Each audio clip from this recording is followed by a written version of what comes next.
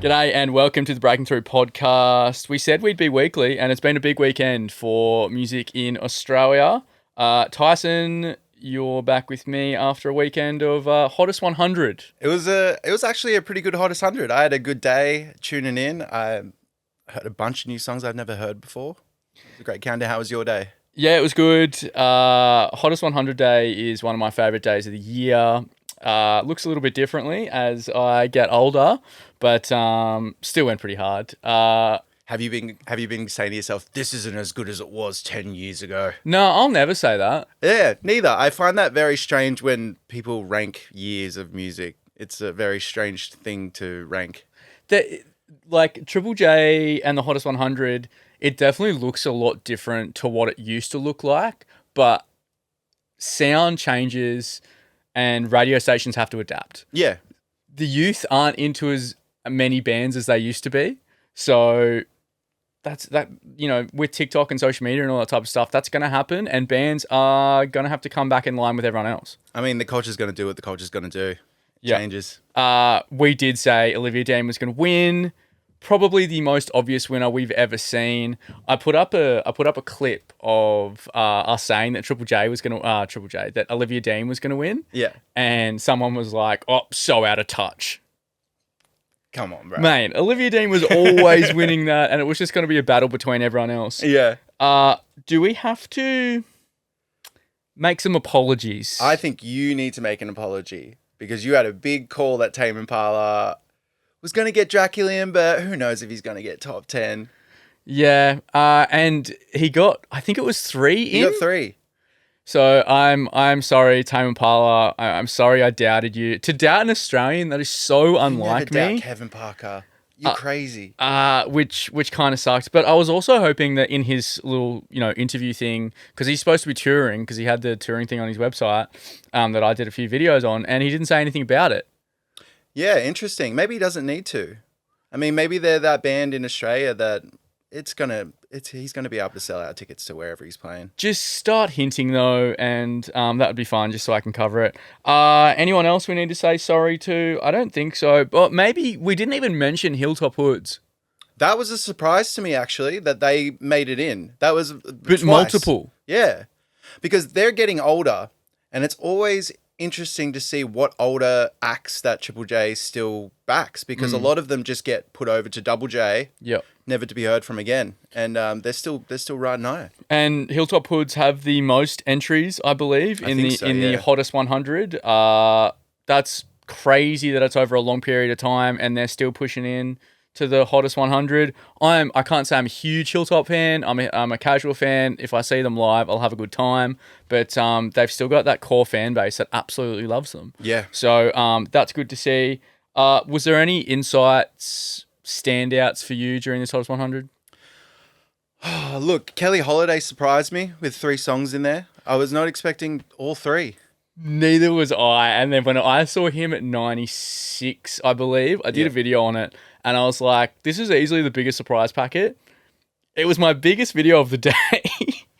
And, I think after this Hottest 100 countdown, you can't say that no one likes Kelly Holiday's music. You might not like Kelly Holiday's music, but a lot of people do. And I think a lot of people forget that this is a vote. Yeah. This is a vote of Australia. If people vote Kelly Holiday in, that's okay. Yeah. Honestly, though, when we were getting to the pointy end of that Hottest 100, after the Tame Impala song, which I wasn't expecting, I fully forgot that. I was like, who's in the top 3? But I was packing it when they were doing the build up to number 2. I was like, actually, Kelly Holiday can't get number 2. I mean, can't get number 1. It worried me. And it didn't worry me until it was getting there. And I was like, I don't know if I want Kelly Holiday to win the whole countdown. Why, though? Maybe it's some bias in me. I don't know. It just... Maybe you've been influenced from all the Maybe negativity. I have been. My heart sunk when we were going into number 2. And I was like... And then I heard, the opening to Dancing 2. And I was like... I think the fallout of it is more focused on Kelly Holiday getting number 2 than Olivia Dean getting number 1. And Olivia Dean, might I add, I think is the best international winner we've had in recent years. She came on and did an interview, which we don't get anymore. She did a video that Triple J could put up. I loved Olivia Dean. I voted for her. I didn't vote for Man I Need, but she's a great winner. She just isn't Australian. She's the best international winner we could have had. But when Triple J shows like Flume winning and Ocean Alley winning and that type of stuff, and how much it means to them, I get so nostalgic looking at those videos and going, are we ever going to get that back? Because that's 3 international winners in a row. That is 3 women winning in a row, which is awesome to see. It's great. And they almost made up 50% of songs in the countdown, I think, or appearances. 44%, yeah. Yeah, so that's awesome to see as well. But, God, we need an Australian to win next year. If we cannot go 4 years without an Australian winning. And especially because our last one was the Wiggles, I have feelings about that being our last Australian act to win, and a like version that I don't feel was that strong years past. I don't know if anyone's still bumping the Elephant, the Wiggles. It's just nostalgic. It was just a nostalgic song from a nostalgic band. Like, that's kind of all that was, which it was still great to see them win. But I think the question for me, if an international keeps winning the Hottest 100, does the Hottest 100 still remain so important to the youth of Australia? Absolutely. See, my feelings on the Hottest 100 and the way that I always vote is I'm just going to vote for my 10 favorite songs. And that's what I kind of expected off everyone for years is just, we're all just voting for our 10 favorite songs. They all get put in and then we all get the 100 of everyone's favorites in the country. And I find that the most interesting way to do the Hottest 100. I always have problems when people try and cook the numbers and be like, just vote Australian. Remember to just vote like this, or we got to follow this way because we got to get Australians in there. It just seems, I feel like that's a slippery slope to more problems. As in, like, they're kind of rigging it a little bit? A little bit, yeah. But also, I don't know, doing an Australian only vote, it's like, I don't know. I think problems are going to arise doing that. The same problem comes up every year of people going, the Hottest 100 should just be for Australian music. You and I are the same on this, and we strongly disagree that that's how the countdown should run. First of all, if you do that, you are telling Aussie artists and acts that they are not good enough to go up against internationals, which just is not the case. We have some of the best music in the world, in my opinion, from up-and-coming acts, and they'll get there eventually, but to tell them to, we have to lock out internationals, man, and you would lock out a lot of the audience because a lot of them don't care about Australian music. Yeah. So you would diminish the Hottest 100 by a little bit, we don't know how much, if you just went, it's only Australian music. But I feel like that conversation is stronger now because we had the top 100 of Australian songs ever, whatever it was. And that was great. Yeah. But that's good to have, but don't take away what the Hottest 100 is. Exactly. Like, if Kelly Holiday had beaten Olivia Dean, that would have been mayhem. A lot of positivity, a lot of negativity. But when a Aussie act beats an international in the Hottest 100, God, it feels good. God, imagine how good it would have felt for Play Lunch to beat an artist like Somber in that countdown. Like, huge win to them. Props to them. Like, are they Tame Impala beat them. I was going to say, are they the highest ranking band? Because there wasn't that many bands in this year's countdown. No. I think more than last year, though. More than last year, but still only around 30. In the 30s, I think we had 30 band or something like that. It must have been so sweet for those dudes to get number 4 and just beat out so much international talent. But, like, to get 4, without that campaign, I don't think they get number 4. I don't think they even get in the top 10 without that campaign. So I think next year what we'll see a lot more acts, we'll see a lot more bands doing campaigns like that. It's not the typical just post on Instagram and say, vote for this song. You've got to do more to push people to your side. And Play Lunch did that perfectly. Yeah. Props to Barry Hall. Props. Yeah. Yeah. Incredible work, guys. Another thing that stood out to me, and I think I messaged you when this came up, was Nina Geraci not even in the top 10. Yeah, well, we discussed this on the last pod. We kind of knew the votes were going to get split on that album, and she got the most amount of tracks in the countdown, did she? No, she got 4. 4, right. Stacey and Olivia Dean got 5. Got 5 each. Yes. Yeah, interesting. But 3 back-to-backs. I remember that being a wild part of the countdown. Wasn't it Nina, Nina, Nina? I can't remember. It was too many times in there. But like 26, and the question that I had going into it was how much was she going to convert the industry support to punter support?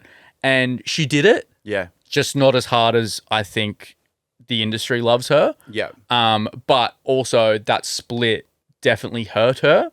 And it hurt a lot of other acts in there as well. I think Spacey Jane are their own worst enemy. Ooh.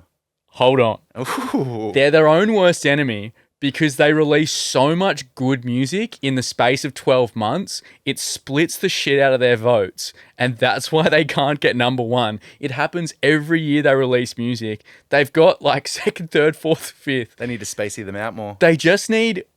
Jesus Christ. They just need one incredible single for a year. That'll get them number one. But they got five.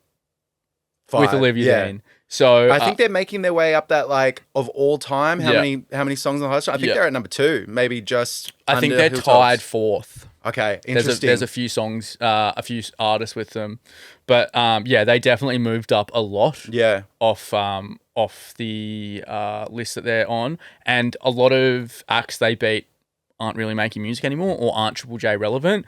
Which I can't see Spacey Jane not being Triple J relevant for a long time. Me too. So they've got that going for them as well. But look, man, just going back to what you said about like, you know, spacing their releases out a bit more.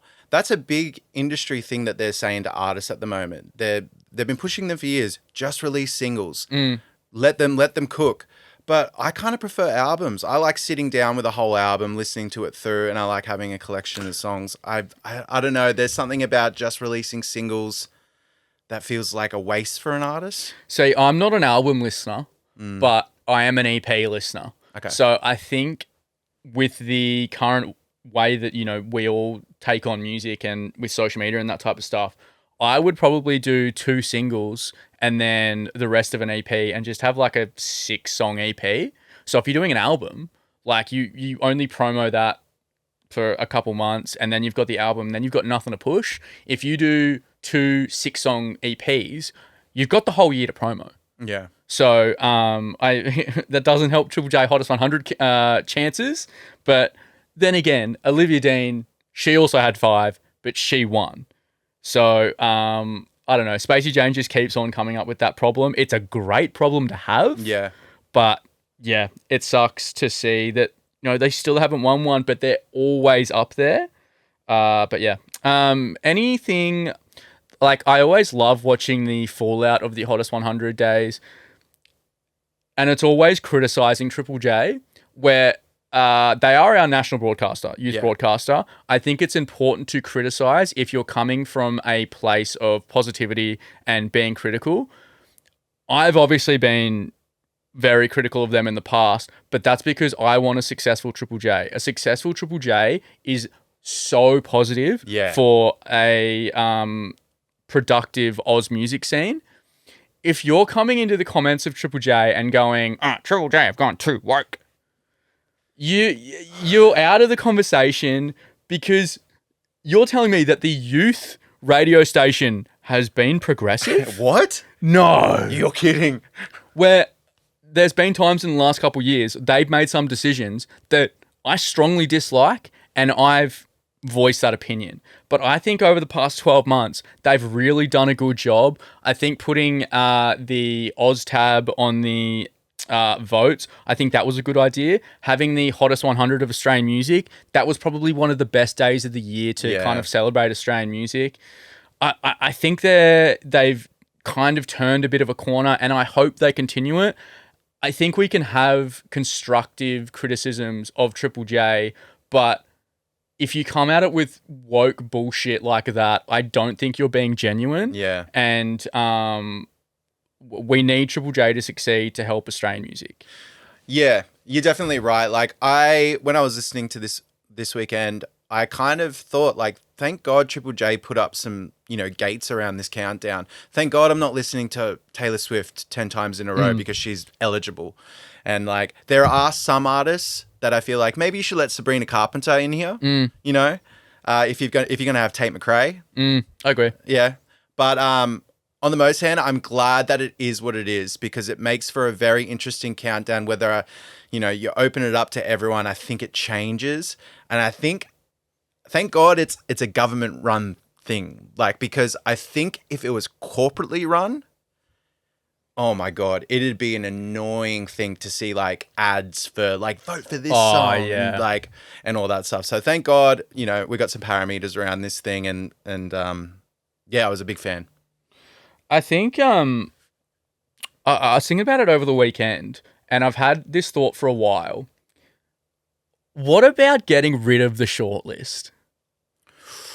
I would really love Triple J to just trial not having a shortlist because that you're basically saying that if it's not on the shortlist, it's not going to win. So your votes are kind of going towards that shortlist. I would love to have a year where it's just like it's a free for all and see where everything lands. That would be my only critique of the Hottest 100 is the shortlist either needs to be bigger and include more stuff or get rid of it all entirely. Which would be super hard to do because then it's like the questions always come up as, oh, why is this shortlisted? Why isn't this shortlisted? Blah, blah. Just get rid of it and, you can import your Spotify songs. You can do all that type of stuff. I would just love to see what that would look like and compare it to, previous years. Yeah. I was also thinking, how commercial radio stations, they have R&B Fridays? Yes. Why couldn't Triple J do like a Oz Music Monday or something? Or like a True Blue Tuesday? And just have like all Australian music. That would solve the problem of them going, oh, they don't support Australian music enough. Where I've said that before. I just mimic myself. Yeah. But just to see if that brings listeners back to Triple J, because I feel like there's no one else in that space that's really doing that. Yeah. To have a full day of Australian music, playing the old classics, the new classics, and everything in between, I would really love to see how different that would look to other days if Triple J did that. I think that's a great idea. I think like for a radio station, like, God, they're juggling a lot of things because radio's a dying breed, It's all going over to podcasts now. They've got to keep a hold of the audience that they've got without, isolating them a bit too much. It's a great idea. I'd love to see it happen. Radio is not a dying breed. As someone with a radio background, radio is holding steady. They've said so many times that radio is dying because of podcasting, because of social media, and it sticks around. Have you ever tried telling like someone from another country that we all gather around the radio one day a year to listen to music? People don't know what you're talking about. They're like, what do you mean you all listen to the radio? It's funny how another conversation that always comes up is commercial radio isn't doing enough for Australian music. It's because it's commercial, man. Like they're for money, they're for profit. Triple J is a national broadcaster. Yeah. So we should be, our taxpayer dollars go to that. We should be able to criticize it. And Triple J has been at the pinnacle of supporting Australian music for how many years? But being at the top, you can get complacent. Yeah. So I think that's maybe what's happened when you don't have really anyone to compare with, to compete with. But I really genuinely feel like they're taking the messages on board. Do I feel like there's times where they don't really want to hear the comments? Oh, yeah. Quite possibly. I've definitely had videos where I've had ex-Triple J announcers go, you don't know what you're talking about, blah, blah. Whatever, brother. Yeah. Hey, I'm happy with the lineup of presenters they got on Triple J at the moment, to be honest, too. I think everyone did a great job. Abby and Tyrone killed it. Abby and Tyrone are the GOATs. Yeah. I think they are some of the best announcers Triple J has ever had. They're also very, very good at TikTok. Yeah. They know what they're talking about. And, man, I think after, we had Veronica and Lewis in that slot for a long time, Abby and Tyrone, that they're just on par with them. And I really enjoy listening to them. And it's probably my favorite radio show. Yeah, I think they're my favorite duo on the station at the moment. I'm also a bit bummed that Dave Woodhead's leaving because he was great as well. Yep. Abby and Tyrone are really good. Do you feel like there was any losers this year in the anyone surprised that you didn't see make the countdown? Anyone that placed a little bit lower than you thought they were going to? It's a group of people. Okay. The Australian pop girlies. True. There was next to no Australian pop in the hottest 100. That sucks. They've had such a big year. I hope to see them feature quite a bit in the top 200, which I think they will. And I did see a bit of backlash on people saying that, they weren't supported as much. But a lot of them are up and coming. So I think over the next, 2 to 3 years, they'll feature in that hottest 100 a lot. I thought we'd get a lot of them in the, 80 to 100 range. Yep. But yeah, it's that was probably my main takeaway. I think two bands that I was pretty surprised didn't get anywhere in the hottest 100 were Turnstile and Geese. Two massive bands from last year. Turnstile just did a big tour here. No placements. Very surprised at that. Turnstile I'm surprised with. Geese, I feel like they're too new. New, yeah. So I think no Geese makes sense to me, especially with how many other awesome acts they would have to compete with in the hottest 100. Maybe next year, but is it just a laneway type audience that loves them, or is it a whole Triple J type audience? That's true. That's the question that I come down to. But yeah, is there anything? I feel like that's everything covered. I feel like that's everything on the hottest 100. Yep. What do we got next? Oh, Harry Styles. Okay. Oh man. I love this man. The new song, I really enjoy the new song. I know it's split everyone down the middle, but it's like Taylor Swift. You'll listen to it 15 times and you'll eventually love it. That's fine. I like it from the start. But he announced a tour from the last podcast. Right now, there's no additional dates. By the time this comes out, I reckon there will. I think he'll have 4 dates in Melbourne, 4 dates in Sydney. Do I think he'll go anywhere else? No. And a lot of I'm getting a lot of comments on my videos going, it's okay, he'll be back here in 2027, blah, blah. No way. Dude, there's no way he's coming back in 2027. I am happy to be wrong on this, but there is no way he's coming back in 2027. Yeah. He did, I did some research. He was here in 2017. He did 2 shows. He did 1 in Melbourne, 1 in Sydney, tiny shows, and then came back within the same cycle and did arena shows.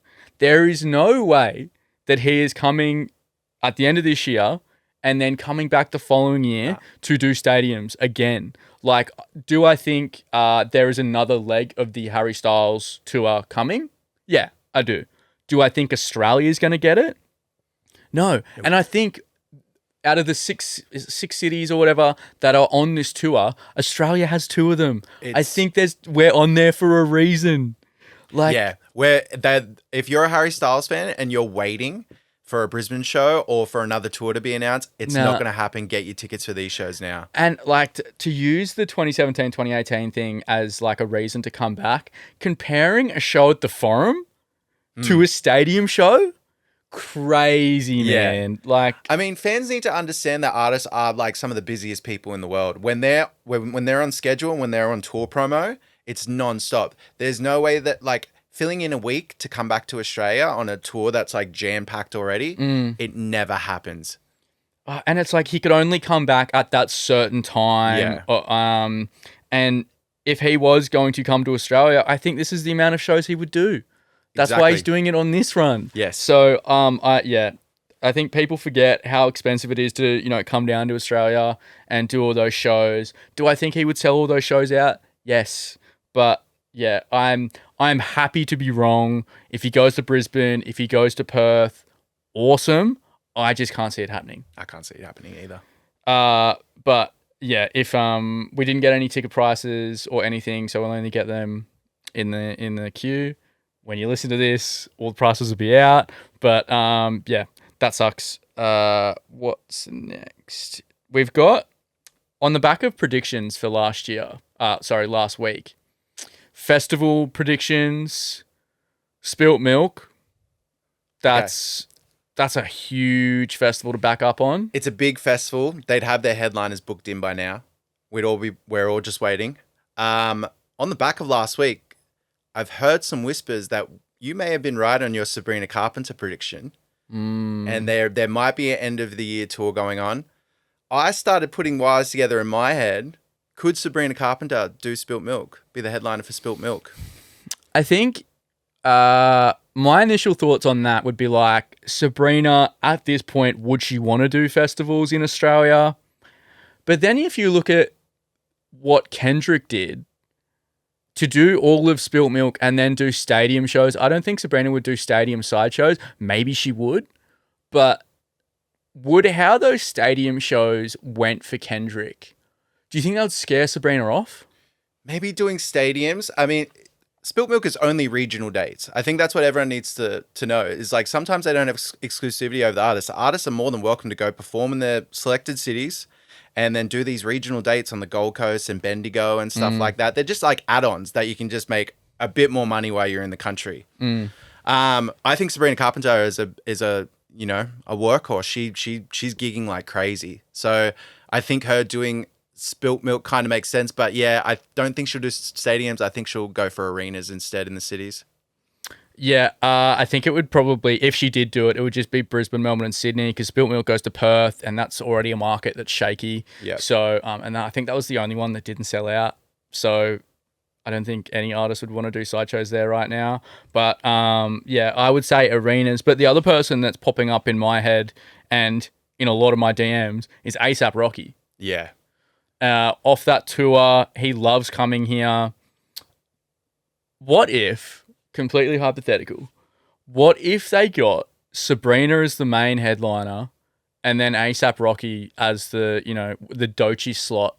I can see that happening, to be honest. It's a great double header. That's insane. Yeah. And I would say that's better than Kendrick and Doechii. It might be.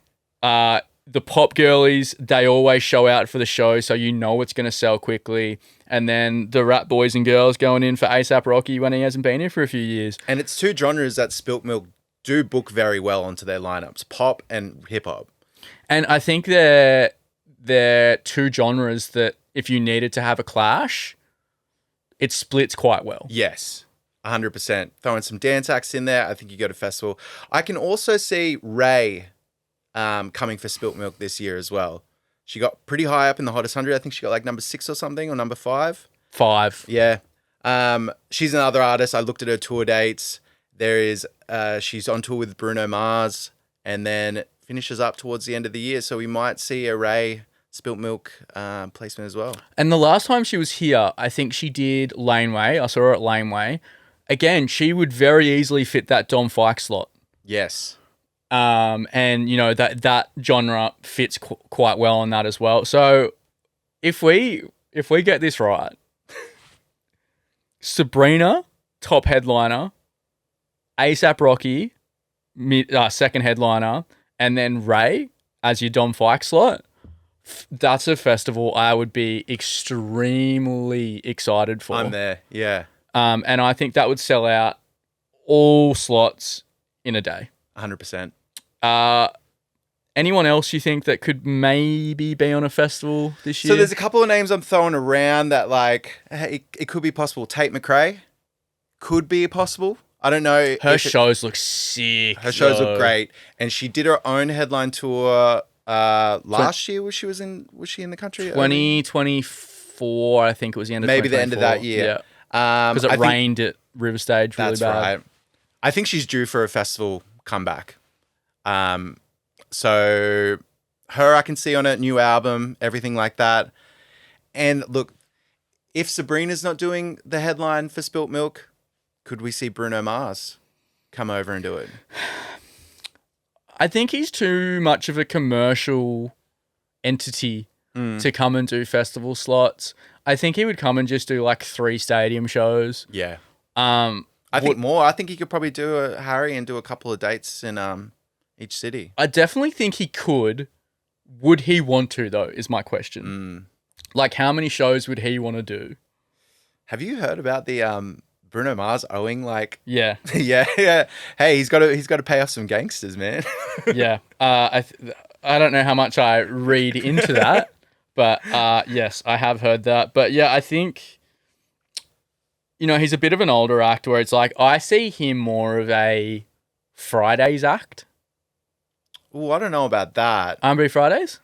I know the festival, but they're usually very nostalgia driven. Whereas Bruno Mars is, I'm pretty sure he's the #1 streaming artist in the world at the moment. Really? I think so. I think he's beating Taylor Swift, which is pretty crazy. Well, Bad Bunny's usually up there as well. He's up there too, in The Weeknd. I think are usually around the top 5s. But yeah, look, maybe Bruno Mars is going to do it, but I think Sabrina is more likely.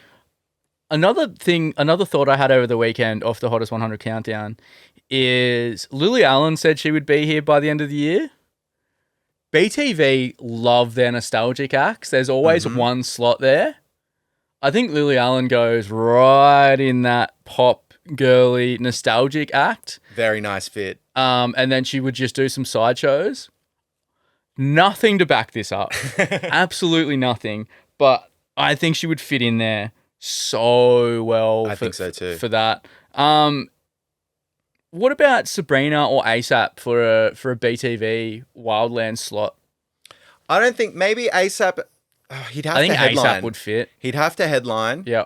But I don't see him coming for New Year's. I just can't see a New Year's tour happening. Bringing Rihanna out here. True. Yeah. Yeah, I don't see Sabrina Carpenter doing a BTV Wildlands. That would be sick. Yeah. But I think ASAP is more likely. It something about it feels right, but I'm not sure. I think Lily Allen though, great pick. Other acts we know that are coming back that they said at their stadium show. Yeah. Foo Fighters confirmed that they would be back before Dave Grohl's birthday. Which is January 17th? Middle of January. Mid-Jan. Okay. So it's obviously this year. Yeah, or very early January. See, that's always such a trick. I don't feel like anyone tours that early in January unless you're on those BTV Wildlands lineups. I can see it coming. Like, this reminds me of the Coldplay tour when they did Perth as a one-off. Yep. Then came back and did the whole of Australia. I think they're doing the exact same thing. The Tasmanian government put money towards Foo Fighters coming all the way out there. I think it was to hype up. I also think it was to gauge how many tickets Foo Fighters are still selling, because there's been a lot of controversy with that band lately. Dave Grohl had a kid with another woman. Yeah. I think some of that good guy shine is a bit gone from him at the moment. He even seems a bit more... He seems different after it when he's engaging publicly. Which would be fair enough. Fair enough. I was wondering, are they still big enough for stadiums, or are they going to need to bring out a great lineup to stay in stadiums? I reckon they'll do a full stadium tour and not go just Melbourne, Sydney, Brisbane, because I think he might be right. They might not be, as popular as they once were for people to travel the country. Yeah. But if they went to the people, I think they sell it out. Yeah. I think they do need another big international act as their main support as well. Think of like Kings of Leon or Smashing Pumpkins being like a main support for them. I think they need that to continue filling stadiums, continue keeping the same ticket price, which is, I imagine, probably like $250, $300 for a ticket. Well, if Frontier did this Launceston show, so I'm guessing if they stick with the same promoter, I assume so. That would be good to, we get the prices out straight away, so we can check that. But yeah, I reckon they'll do Perth. They even said that they'd go back to Tasmania on the clip that I saw. So, and they would be hungry for music. So I reckon they'd go back down there. I don't know if Adelaide gets a show. Maybe they do. And then just, Brisbane, Melbourne, Sydney. Yeah. But, I think full stadium tour and then just going around with Frontier. I think that's the best way to do it. It's a lot easier to report on. Yeah. So, yeah, I think that's the way to go. Now, I was sent this a lot over the last couple days. I did a video on Britney Spears a couple weeks ago at this point. She put up a post of going like, I'm going to be playing in Australia and UK with my son or whatever, blah, blah. And then people were saying, this is just Britney Spears talking shit, blah, blah. But now there's a Ticketek waitlist for Britney Spears. Which is very strategic. It's to be taken with a grain of salt, things like that, because it is an industry way to gauge, get a good idea of how many tickets they're going to sell with how many signups they get. But if she said it, I imagine something must be in the works. This was my point. Like, people were like, she said she was going to be a chef and then never did it. I was like, that is so different to saying that she's going to perform. A performer saying she's going to perform. Yeah. Especially like Oz and UK. Like, you're not just going to pick them out. So I think it's in the works. And I think that Ticketek waitlist would be to gauge what is needed. But like, man, if she came to Australia, boy, oh boy, that would be huge. Okay, back to Fridays. I can see Britney doing a Fridays. The headliner for Fridays, a Britney Spears set. Also, how well do you think that tour sells? Where do you think she's playing?